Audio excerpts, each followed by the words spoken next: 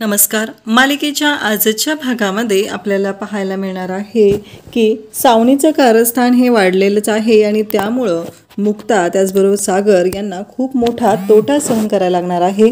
पण सावनीच्या या सगळ्या कारस्थानाची कबुली आता लकी ही मुक्ताजवळ देणार आहे आणि मुक्ताला लकीच्या कपाटात जी गोष्ट सापडणार आहे त्यामुळं सावनीचा पर्दाफाश होणार आहे आणि मुक्ता आणि सागर हे सावनीची कशा पद्धतीने वाट लावत आहेत ते आपल्याला या व्हिडिओमध्ये पाहायला मिळणार आहे. त्यासाठी हा व्हिडिओ शेवटपर्यंत पहा. तर इकडे मुक्ता आणि सागर फोनवरती बोलत असतात. सागर मुक्ताला म्हणत असतो की तुम्हाला ना आणखी एक गोष्ट करायची आहे, ती म्हणजे ते जे येणार आहेत ना क्लायंट, त्यांना अटेंड करायचं आहे. त्यांच्यासाठी जेवण तर तुम्ही बनवलेलं आहेच, पण त्याचबरोबर त्या क्लायंटला अटेंड करा आणि त्यांना तुम्ही चांगली त्यांची हे करा. त्याचवेळी मुक्ता म्हणते की चालेल, तुम्ही येताय ना तोपर्यंत. सागर म्हणतो हो, माझी महत्त्वाची मीटिंग आहे, ती झाली की मी पोहोचतोय. त्यानंतर सागर हा थोडा रोमॅन्टिक झालेला असतो.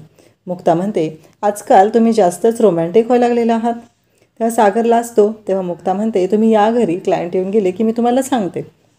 इकडे आपल्याला पाहायला मिळतं मुक्ता त्याचबरोबर स्वाती, इंद्रा जेवणाच्या तयारीला लागलेले असतात. मुक्ताने टोमॅटो उकडून ठेवलेले असतात, त्याचबरोबर तांदूळ धुवून ठेवलेला असतो, रसमलाई करायची असते आणि त्याचबरोबर बऱ्यापैकी जेवणाचा बेत तयार केलेला असतो, कारण सगळं जेवण हे शाकाहारी करायचं असतं. इंद्रा लसूण सोलत असते आणि इंद्रा म्हणते की काहीही झालं तरीही एक गोष्ट महत्त्वाची आहे, ती म्हणजे की या आजच्या जेवणाचा मेनू हा खरंच खूपच जबरदस्त असणार आहे. परंतु तिथं उभी असलेली जी सावनी आहे ती मात्र वाट बघत असते, ह्या लकीने काम नीट केलं आहे का, नक्की काय झालं असेल, म्हणजे याला मी जबाबदारी दिलेली होती पण ती व्यवस्थित पार पडली असेल का, हा प्रश्न इकडे लकी सावनीला पडलेला असतो. कारण तिने मोठी जबाबदारी सोपवलेली असते ती लकीवरती. म्हणजे लकीने चोरी करायची आहे ही जबाबदारी लकीवरती सोपवलेली असते. हा प्रश्न जेव्हा पडलेला असतो तेव्हा मात्र तिच्या डोक्यात एकच सुरू असतं, काहीही झालं तरीही मला लवकरात लवकर कळलं पाहिजे की नक्की लकीने पैसेच घेतलेत की नाही, हे तिच्या डोक्यात सुरू असतं. तर इंद्रा म्हणते ए मेकअपचं दुकान, ये इकडं, चल ते लसूण सोलू लाग मला. तेव्हा सावनी म्हणते नाही नाही, मला त्रास होतो आहे, मी अजिबात काही करू लागणार नाही, कारण तुम्हाला माहिती आहे ना मी सकाळीच डॉक्टरकडे जाऊन आलेले आहे. हे सगळं ती बोलत असते आणि त्याचबरोबर इकडे आपल्याला पाहायला मिळतं की हे तिचं चालू असतं आणि इकडे मुक्ता मात्र तेवढ्यातच तिला फोन येतो. सगळे गेस्ट आलेले असतात, त्यांची जेवणाची तयारी झालेली असते. खूप छान असं जेवण मुक्ताने बनवलेलं असतं. सगळे गेस्ट मुक्ताच्या जेवणाचं भरभरून कौतुक करत असतात.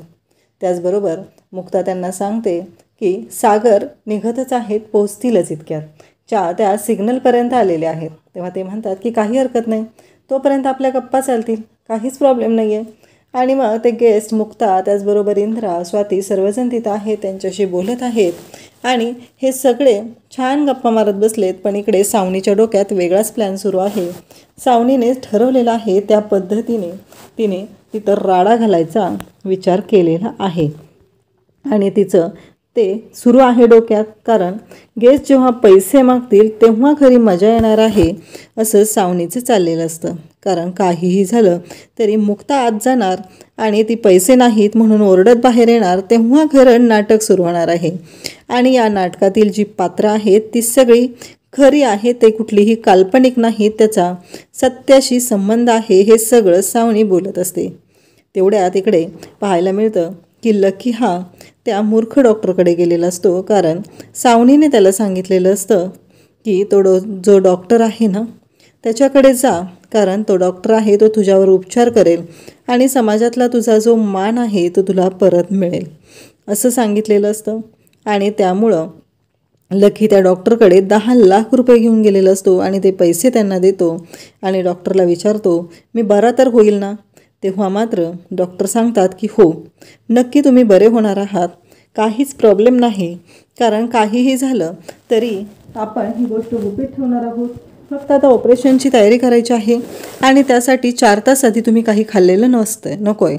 मग तुम्ही तिथे शेजारच्या रूममध्ये जाऊन थांबा, म्हणजे काय करता येईल, जेव्हा तुम्हाला माझं सगळं ऑपरेशनची तयारी होईल तेव्हा आम्ही या गोष्टीसाठी तुम्हाला बोलवेल, हे सगळं तो सांगत असतो. आणि त्याचबरोबर लकी आता तिकडे जातो आणि इकडे लगेचच आता फोन केलेला असतो, तो म्हणजे सावनीला डॉक्टरने. आणि डॉक्टर सावनीला सांगू लागतो की हे बघा, आता पैसे मिळालेले आहेत आणि सगळं आपण ठरवलेलं आहे त्याच पद्धतीनं घडत आहे.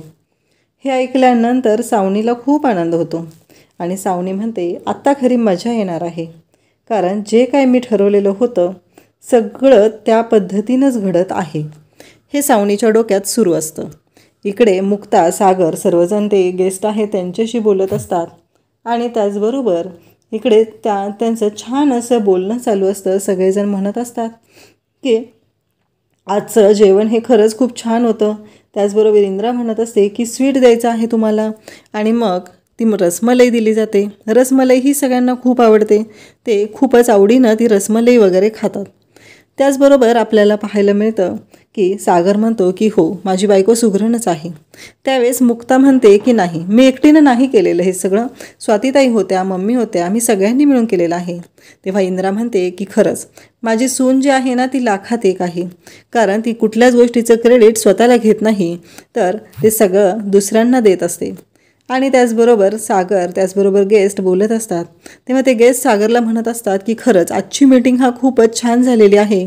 आजपर्यंत एवढी छान मीटिंग झाली नव्हती आणि आज तुमच्या घरामध्ये जे जेवणाचा मेनू होता तो खरंच खूप छान होता. म्हणजे आम्ही तुमच्याबरोबर हे जे डील करतोय ना ते फक्त आणि फक्त तुम्ही असलेले रॉयल पर्सन, त्याचबरोबर तुमच्या वाईफ, खरंच आज त्याच्यामुळं आम्ही तुमच्याबरोबर जे डील करतोय त्याबद्दल आम्हाला थोडीशीही शंका वाटत नाही, हे सगळं बोललं जात असतं. आणि त्याचबरोबर आपल्याला पाहायला मिळतं की मुक्ता आता पैसे आणण्यासाठी आतच जाते आणि मग लॉकर उघडते आणि पाहते तर तिला खूप मोठा धक्का बसलेला असतो.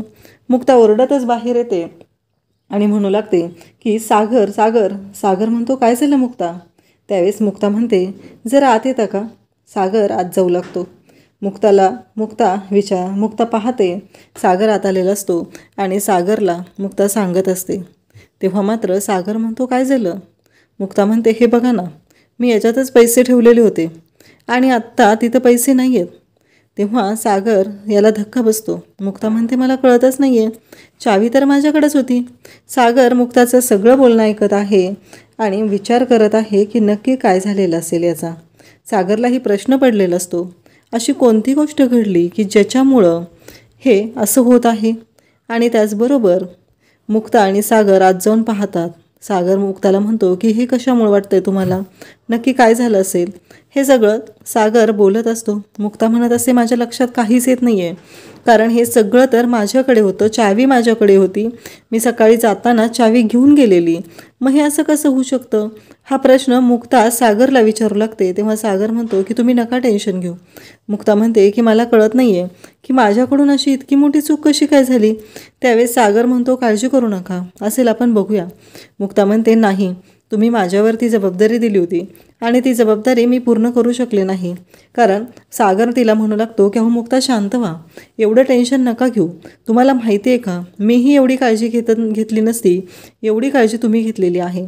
पण आता आपल्या घरात जी चोरी झालेली आहे ती कोणामुळे झाली, नक्की काय झालेलं आहे हे तर आपल्याला शोधून काढायचंच आहे.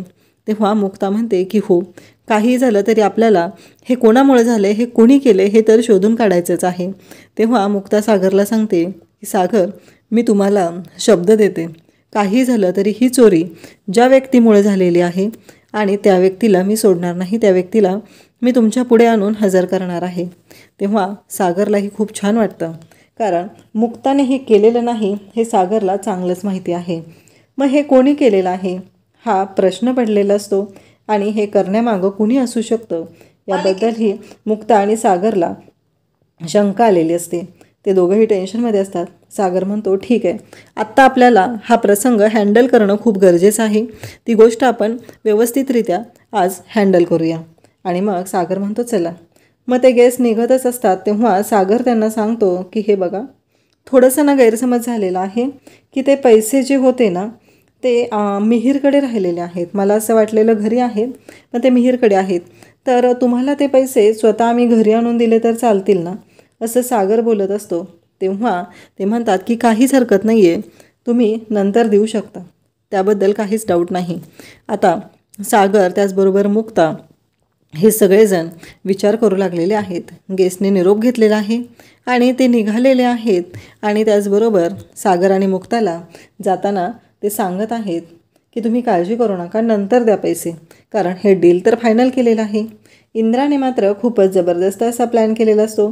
त्यांच्यासाठी तिने जी रसमलाई बनवलेली असते ती पार्सल द्यायचं ठरवलेलं असतं, कारण त्यांना ती रसमलाई खूपच आवडलेली असते. तर ती इंद्रा ती रसमलाईची पिशवी देते. तेव्हा इंद्रा आता सागरला विचारू लागते, सागरा काय झालं रे?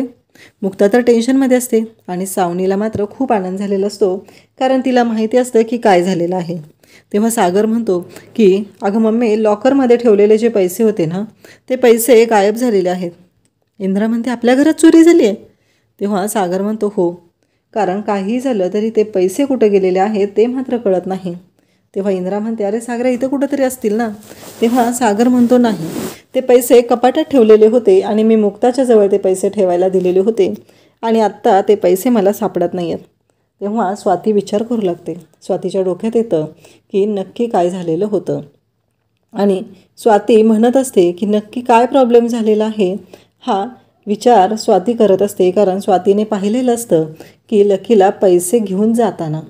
आणि त्याचबरोबर स्वाती म्हणत असते की हे तर लकीनं तर केलं नसेल ना. आणि तेव्हा मात्र इकडे स्वातीच्या डोक्यात हा विचार चालू असतो, पण ती म्हणते की नको, एकतर त्या दिवशी पण हे सगळं अशा पद्धतीनं झालेलं आहे आणि आत्ता जर पुन्हा आपण नाव लकीचं घेतलं तर खूप मोठा प्रॉब्लेम होईल, असा विचार स्वातीच्या डोक्यात येऊ लागतो.